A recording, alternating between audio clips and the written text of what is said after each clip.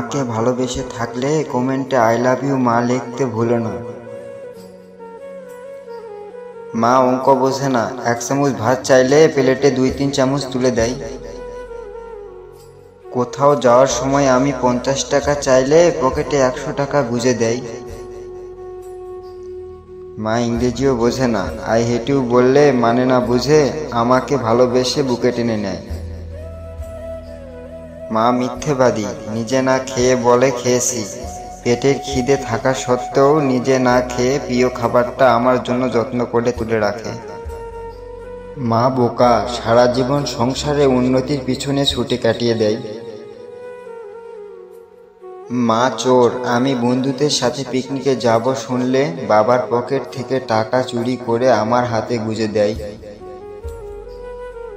মা নির্লজ্জ, মাকে কতবার বলি আমার জিনিসে যেন হাত না দেয়, তবুও মা নির্লজ্জের মতো আমার এলোমেলো পড়ে থাকা জিনিসগুলো নিজের হাতে গুছিয়ে রাখে।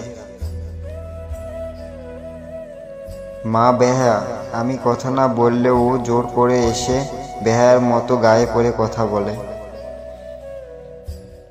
রাতে ঘুমের ঘরে আমাকে দরজা দিয়ে উঁকি মেরে দেখে যায়। মায়ের কোনো কমন সেন্স নেই, আমার প্লেটে খাবার কম দেখলে খোকা কম খাচ্ছিস কেন বলে সবার সামনে জোর করে খাওয়ায়। মায়ের চোখে আমার স্বাস্থ্য কখনো ভালো হয় না। মা কেয়ারলেস, নিজের কোমরের ব্যথায় ধুকে ধুকে মারা গেলেও কখনো ডাক্তার দেখানোর কথা বলে না। অথচ আমার একটা কাশিতে তার দিনটা যেন উলটপালট হয়ে যায়। মা আনস্মার্ট, মা নতুন দামি শাড়ি পরে না, ভ্যানিটি ব্যাগ ঝুলিয়ে স্মার্টফোন নিয়ে ঘুরতে যায় না।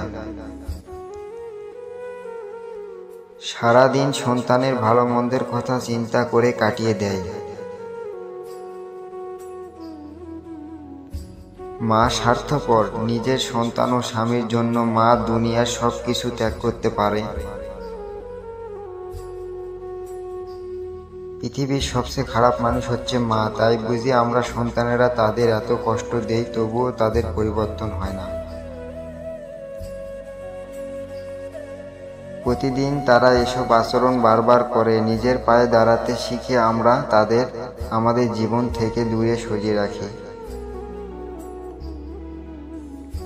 তবুও তারা নির্বোধের মতো সৃষ্টিকর্তার কাছে প্রার্থনা করে, সারা জীবন তারা আমাদের ভালোবাসা দিয়ে যায়।